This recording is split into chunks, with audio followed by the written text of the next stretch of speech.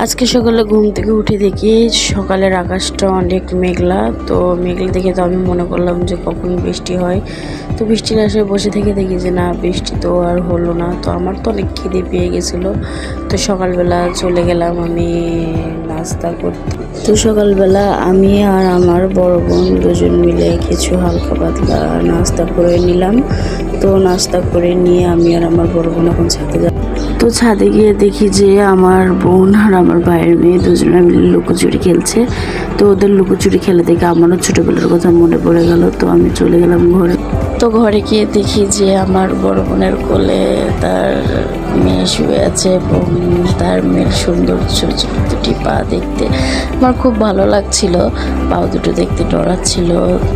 আমি মনে মনে ভাবলাম যে আসলে এই বেবিটা কত সুন্দর কিউট। তো এদিকে দেখি যে আবার বৃষ্টি নেমে গেছিল। তো বৃষ্টি দেখে তো আমার খুবই ভালো লাগছিল। তো আম্মু আবার চুলায় গরুর গোস্ত বসিয়ে দিয়েছিল। তো গরুর গোস্ত দেখে তো আমার খুবই ভালো লাগছিল যে বৃষ্টির দিনে বসে বসে গরুর গোস্ত খাবো। তো আমরা সবাই গরুর গোস্ত খেলাম, বাইরের বৃষ্টিটা উপভোগ করলাম। তো সবাই ভালো থাকবেন, আল্লাহ হাফেজ।